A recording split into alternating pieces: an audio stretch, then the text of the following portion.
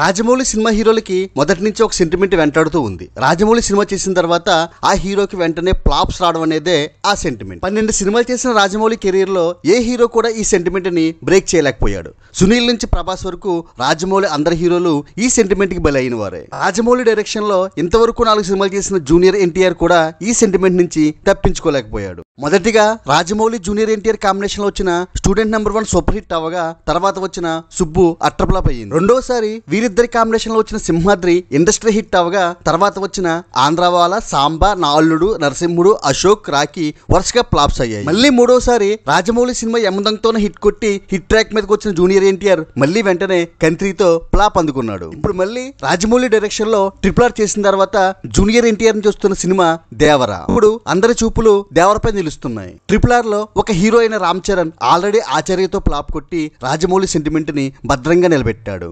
ఆచార్య cinema pre release event లో megastar Chiranjeevi స్వయంగా రాజమౌళి సినిమాల తర్వాత హీరోలకి ఫ్లాప్స్ వస్తాయనే సెంటిమెంట్ ఉంది. ఆచార్య ఆ సెంటిమెంట్ ని బ్రేక్ చేస్తుందని కాన్ఫిడెంట్ గా చెప్పినా కూడా ఆ సినిమా డిజాస్టర్ అయ్యి ఆ సెంటిమెంట్ ని ఇంకా బలపరిచింది. అసలు రాజమౌళి హీరోలకి ఈ పరిస్థితి రావడానికి కారణం అది రాజమౌళి తప్పో రాజమౌళి హీరోల తప్పో కాదు. అది రాజమౌళి గొప్పతనం, రాజమౌళి హీరోలను చూపించే విధానం. రాజమౌళి ఒక హీరోలో హీరోయిజాన్ని ఎవరూ చూపించినంత ఎక్స్ట్రీమ్ లెవెల్ వరకు చూపించేస్తాడు.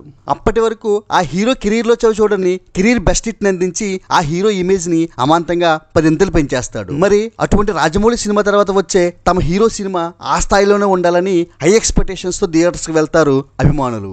ఆ హీరో తర్వాత సినిమా దర్శకులు రాజమౌళి స్థాయి సినిమా తీయలేక ఆ హీరోని రాజమౌళి స్థాయిలో చూపించలేకపోవడంతో ప్రేక్షకులు డిసప్పాయింట్ అయ్యి ఫ్లాప్స్ అవుతున్నాయి ఆ సినిమాలు. దీనికి ఉదాహరణ రాజమౌళి రామ్ చరణ్ కాంబోలో మగధీర ఇండస్ట్రీ రికార్డ్ క్రియేట్ చేసిన తర్వాత వచ్చిన ఆరెంజ్ లో రామ్ చరణ్ ని లవర్ బాయ్ క్యారెక్టర్ లో చూడలేకపోయారు ప్రేక్షకులు. అలాగే ప్రభాస్ కి రెబల్ స్టార్ ఇమేజ్ ని తెచ్చిపెట్టిన ఛత్రపతి పెద్ద హిట్ అయిన తర్వాత వచ్చిన పౌర్ణమి, యోగి, మున్నా, బుజ్జిగాళ్ళు అలా డిసప్పాయింట్ చేసిన సినిమాలే. రవితేజ కెరీర్ బెస్ట్ హిట్ విక్రమార్కుడు తర్వాత చేసిన ఖతర్నాక్ కూడా అలా డిసప్పాయింట్ చేసిన సినిమానే. కాకపోతే ఈ సినిమా ఫ్లాప్స్ లో ఆ దర్శకుల పాత్ర, హీరోల కథల ఎంపిక కూడా ఒక కారణం. ఇది ఒక సెంటిమెంట్ గా మారింది. కానీ సినిమాలో దమ్ముండి సరైన కంటెంట్ ఉంటే ఈ సెంటిమెంట్స్ ఏమీ నిలబడవు అనేది సత్యం.